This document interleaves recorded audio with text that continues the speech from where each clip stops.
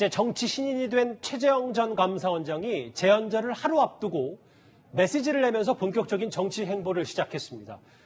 오늘 오후에 나온 최 원장 메시지 한번 제가 읽어보겠습니다. 대통령도 헌법 아래다. 헌법이 규정한 대통령제를 제왕적으로 운영했다. 정책 수립이나 집행 과정의 통치자 의중에 따라 적법한 절차가 지켜지지 않았다. 오늘이 7월 16일, 내일이 7월 17일 재연절인데요. 이도하 변호사님. 네.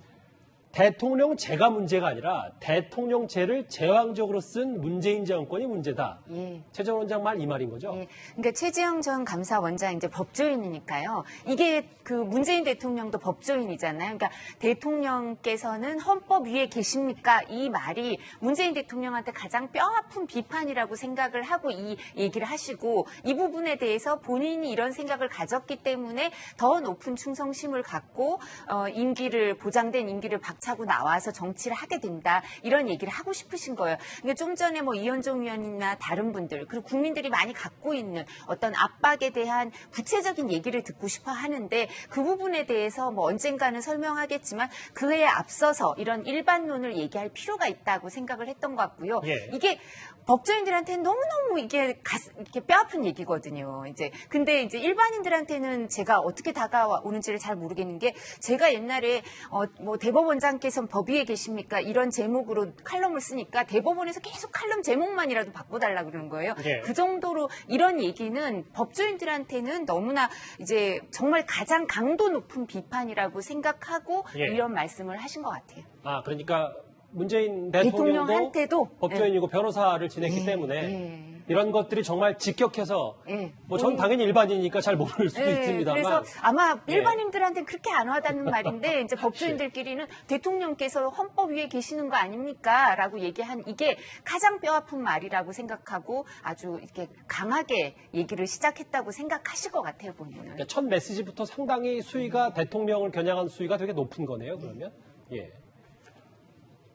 다음 화면을 볼까요? 근데 최재형 전 원장이 오늘 재연절을 앞두고 첫 메시지 낸 것 말고도 손영석 국장님, 이 최 전 원장 측근 얘기, 김영우 전 의원 얘기는 더 좋은 정치가 필요하다는 총체적 고민 때문이지 감사원장으로 있을 때 탄압받았기 때문에 대권 출사표를 던진 건 아니다 이런 말을 했거든요. 일단은 윤석열 전 총장과의 이제 차별화 부분이 있는 거고요. 윤 전 총장은 굉장히 이제 핍박받은 검찰총장 이런 이미지가 있지 않습니까? 예. 최재형 전 원장도 그런 부분들이 조금 있지만 상대적으로 그 정도는 아니지 않나? 뭐 이게 일반 국민들의 생각이 지금 그런 상황이니까 그것만 가지고는 안 된다라는 거죠. 그렇기 때문에 자신이 감사원장직을 중도에 그만두고 나온 그 명분 부분에서 어떤 핍박 이런 것만이 아니고 이대로 나라가 이렇게 가서는 안 된다라는 어떤 그런 이 국가에 대한 걱정, 미래지향적인 걱정 이런 것 때문에 정치에 들어오게 된 거다라고 하면서 명분과 윤석열 전 총장과의 차별화 이 두 가지를 동시에 이제 얘기를 하고 있는 거죠. 그러면서 어떤 미래 그리고 통합 이런 얘기를 가져가는 부분은 윤석열 전 총장이 지금까지 계속해서 비판받고 있는 이른바 반문 메시지 외에 새로운 비전을 내놓지 못하고 있는 것 아니냐. 그것과 관련해서 최재형 전 원장은 앞으로 뭔가 자신의 그런 미래와 통합을 이야기하는 거기에 맞는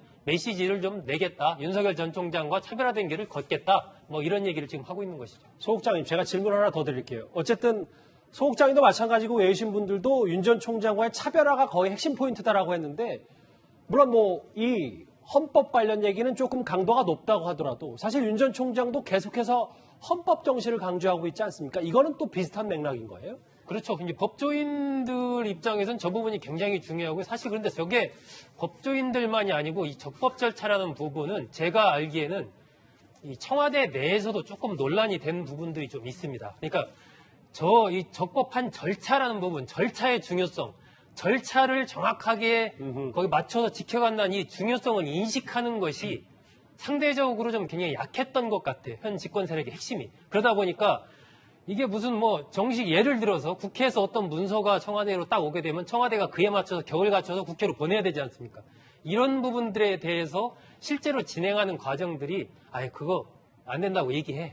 예를 들면 이렇게 이 절차라는 부분들의 중요성을 간과하는 그런 경우들이 좀 있습니다. 그러니까 이거는 가정이고 예를 들면 그거 앞서 비유하신 건 가정이고 예. 김학의 전 차관 불법 출국금지 의혹이라든지 혹은 원전 수사 관련해서 원전을 조기 폐쇄하는 것 이런 것들이 그럼 지금 최재형 전 원장이나 윤 전 총장이 말하는 헌법 정신 절차를 말하는 겁니다. 그렇죠. 그런 부분은 이제 알려진 부분이고 제가 말씀드린 부분은 이제 제가 나름대로 이제 취재한 결과 아마 또 나중에 나올 수도 있는 사안인데 예. 그렇기 때문에 전체적인 그런 맥락을 최재형 원장도 얘기를 한 거고 그 면에서는 이제 윤 전 총장이나 최재형 전 원장이나 비슷한 거죠.